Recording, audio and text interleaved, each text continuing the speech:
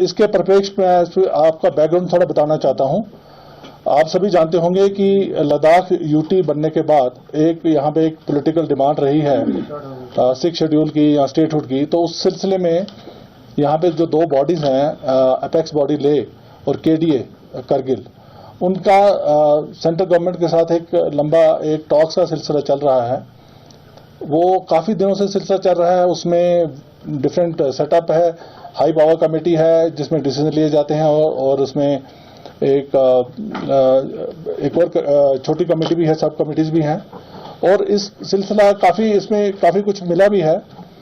जैसे लद्दाख एक ही हमारे देश का हिस्सा है, यूनिट टेरिटरी है, जहाँ पे 85% तक की रिजर्वेशन, 85% रिजर्वेशन जो है वो लोकल्स के लिए दी गई है। इसके साथ ही साथ 1/3 जो है काउंसिल की जो सीट्स हैं वो वुमेन के लिए आरक्षित की गई हैं। और इसके साथ साथ जो यहाँ की लोकल कल्चर और लैंग्वेज को प्रमोट करने के लिए जो पुर्गी और जो भोटी लैंग्वेज है उसको भी ऑफिशियल लैंग्वेज का दर्जा दिया गया है। और एक ऑनगोइंग प्रोसेस है जो चल रही थी पर इस प्रोसेस को सबडाइज करने के लिए, इसको विशिएट करने के लिए काफ़ी समय से प्रयास भी चल रहे थे, जिसमें कुछ सो कॉल्ड एनवायरमेंटल एक्टिविस्ट और बाकी इस किस्म के ग्रुप्स जो थे जिनकी क्रेडिबिलिटी पे भी एक क्वेश्चन मार्क है, उन लोगों ने इसको प्लेटफॉर्म को हाईजैक करने के लिए कोशिश की। और उसमें से सबसे जो प्रथम जो हमारा नाम है, जो मिस्टर सोनम वांगचुक हैं, जिन्होंने पहले भी इस किस्म के बयान और इस किस्म की जो प्रोसेस को डिरेल करने के लिए काफ़ी काम किया। और इन दिनों में 10 सितंबर को जब ये प्रोसेस चल रही थी और नई डेट अनाउंस हो गई थी 6 अक्टूबर को हाई पावर कमेटी के लिए, और उससे पहले एक उसकी प्रिलिमिनरी डिस्कशन के लिए 25 और 26 को डेट्स अनाउंस हुई थी। यहाँ के लीडर्स वहाँ पे जाके और वहाँ पे डिस्कस करते।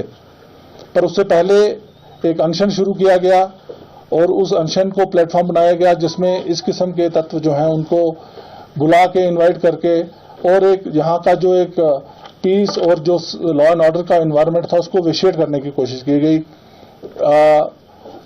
कई तरीके से समझाया भी गया इनको कि जो है इस किस्म की ऐसी कार्रवाई नहीं होनी चाहिए जिससे कि हमारा जो टॉक्स हैं वो डीरेल हों।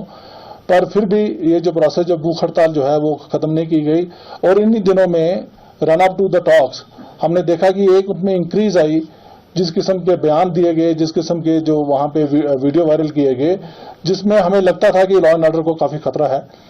और उसमें हमने पुलिस कार्रवाई भी की। उन दिनों में जब भी हमें लगा, हमने उसमें एफआईआर भी रजिस्टर किए। और 24 तारीख को, जबकि 25 और 26 को एक प्रिलिमिनरी टॉक्स ऑलरेडी प्लान थी दिल्ली में और यहाँ के जो लीडर्स थे दोनों ग्रुप्स के वो जाने वाले थे, सरप्राइजिंगली 24 तारीख को एक बहुत बड़ा यहाँ जो ग्रुप इकट्ठे हो गए। और उसमें नॉर्मल जो ग्रुप तो थे ही थे, उसके साथ ही साथ उसमें काफ़ी एंटी सोशल एलिमेंट्स जो हैं वो ज्वाइन किए। और सडनली जो ये ग्रुप जो है 5-6 हज़ार के लोग जो हैं उन्होंने जो है मार्च किया और बाहर जो जितनी भी यहाँ की गवर्नमेंट बिल्डिंग्स हैं, एस्टेब्लिशमेंट्स हैं, पॉलिटिकल पार्टीज के ऑफिस हैं, उनको बड़े मैसिव तरीके से डैमेज किया, स्टोन पेल्टिंग की। और जहाँ पे जो हमारी फोर्सेस लगी थी, जो उन्हीं की प्रोटेक्शन के लिए लगी थी, इन फोर्सेस इन इंस्टीट्यूशंस की, और वो अंदर थी प्रेमिसेस में, उनके ऊपर अटैक किया गया। आपको वीडियो फुटेज आपने देखी होंगी। एक पॉलिटिकल पार्टी के दफ्तर को घेराव करके उसमें आग लगा दी गई, टू द एक्सटेंट कि हमारे वहाँ पे सीआरपीएफ के जवानों की काफ़ी बुरी तरीके से उनकी पिटाई की गई। और आज भी एक जवान जो है अभी भी एक सीरियस स्पाइनल इंजरी के साथ आर्मी हॉस्पिटल में एडमिटेड है। 3-4 और जवान उनको बड़ी मुश्किल से निकाला गया।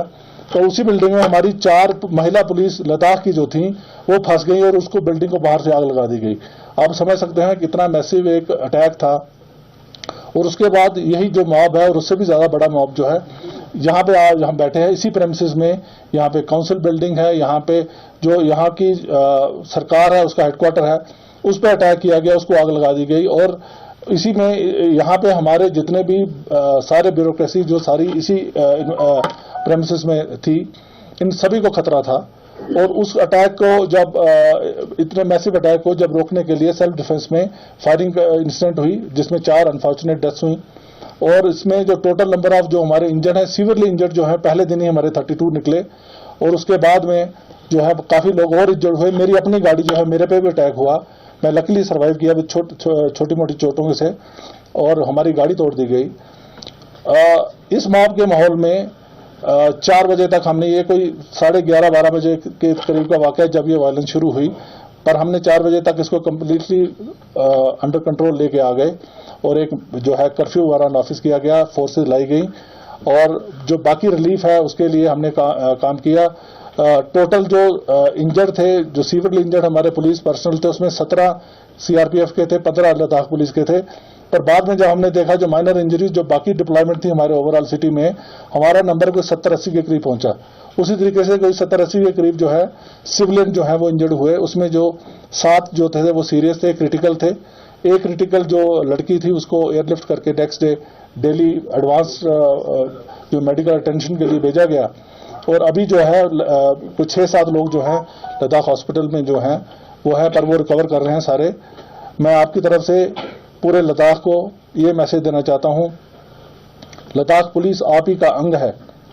मैं खुद यहाँ पे दूसरी बार पोस्टिंग कर रहा हूं, मैं लद्दाख की साइकी को जानता हूं, मैं लद्दाख की कॉन्शियस को जानता हूं। इस किस्म का जो है वायलेंस जो है लद्दाख की हिस्ट्री में पहली बार हुई है और मुझे ये पूरा यकीन है कि लद्दाख के लोग जो हमेशा से पुलिस का साथ देते रहे हैं, एडमिनिस्ट्रेशन का साथ देते रहे हैं, एक वन ऑफ सिचुएशन है और इसमें लोगों को भी जिनसे मैं मिल रहा हूं सभी इसमें शर्मिंदा है। किसी ने एंटिसिपेट नहीं किया था इस किस्म की वायलेंस होगी और मेरा मैसेज लद्दाख के लोगों के लिए यही है, लद्दाख पुलिस आपका हिस्सा है और आपकी सुरक्षा के लिए दिन रात आपके साथ है।